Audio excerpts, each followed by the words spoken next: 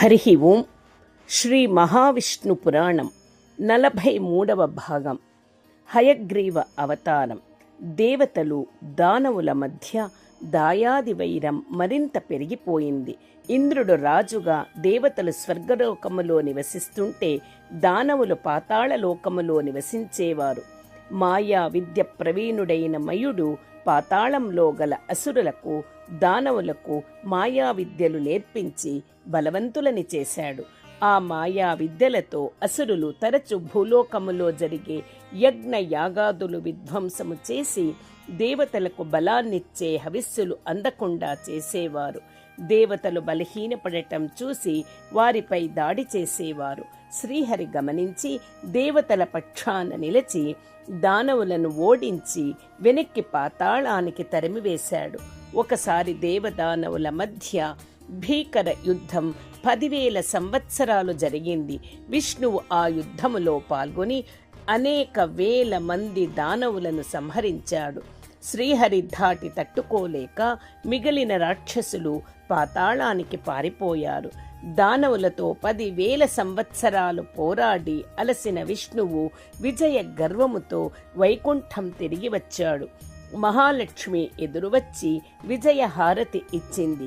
లక్ష్మీదేవిని చూసి ఒక చిరునవ్వు నవ్వి అలసటతో ఉన్న మహావిష్ణువు ఒక్క మాట అయినా మాట్లాడకుండా శేషశయ్యపై మేనువాల్చి చేతిలో ఉన్న ధనస్సుని తల పక్కన పెట్టి తల ఆనించి యోగ నిద్రలోకి వెళ్ళిపోయాడు. మాట్లాడకుండా తనని చూసి నవ్విన నవ్వును లక్ష్మీదేవి విజయ గర్వముతో పరిహసించి అవమానించాడని భావించింది. 10,000 సంవత్సరాలు శ్రీహరి రాక కోసం ప్రతి క్షణం ఎదురుచూస్తున్న మహాలక్ష్మికి తనతో ఒక్క మాట అయినా మాట్లాడకుండా యోగ నిద్రలోకి వెళ్లిన విష్ణువుపై అంతులేని కోపము వచ్చింది. ఆగ్రహముతో శ్రీలక్ష్మి నన్ను పలకరించకుండా పరిహసించిన విష్ణువు శిరస్సు తెగి సముద్రములో పడిపోవుగాక అని శపించింది. ఇది తెలియని నారాయణుడు యోగ నిద్రలో లీనమై ఉన్నాడు. యుద్ధములో పరాజయము పొందిన అవమానముతో పాతాళములో తలదాచుకున్న దానవులు ప్రతీకార ఇచ్ఛతో రగిలిపోతూ తమను యుద్ధములో గెలిపించే దానవ రాజు కోసం అన్వేషిస్తున్నారు. కొంతకాలానికి వారి కోరిక ఫలించి దానవ వంశములో హయగ్రీవుడు అనే రాక్షసుడు గుర్రపు తలతో జన్మించాడు. దేవతలపైన విజయం సాధించడానికి తగిన శక్తులు పొందడానికి హయగ్రీవుడు జగన్మాత అంబ కోసం తపస్సు చేయసాగాడు.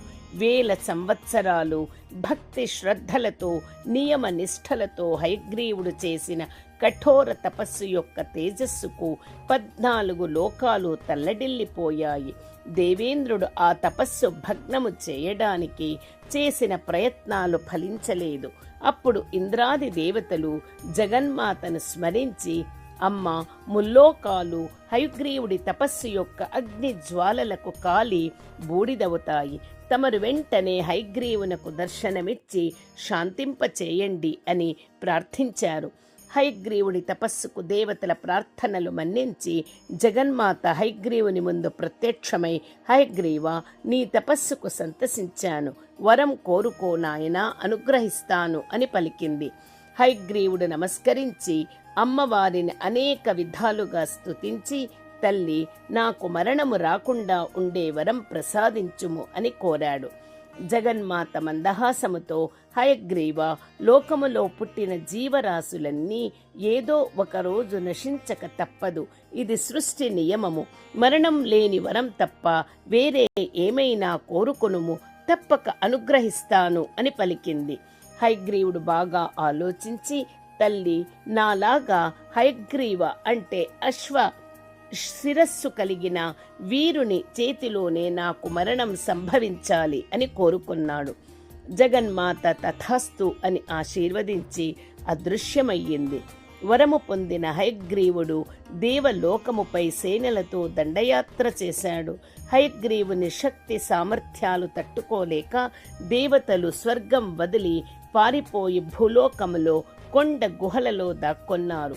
దేవతలు అజ్ఞాతంలోకి వెళ్ళిపోవడంతో యజ్ఞ హవిస్సులు తీసుకునేవారు లేకపోవడంతో యజ్ఞ యాగాదులు ఆగిపోయాయి.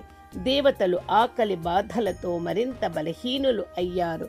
బ్రహ్మ సూచనతో ఇంద్రుడు దేవజాతి పరిరక్షణ కోసం శత్రుంజయ యాగము చేయ సంకల్పించాడు.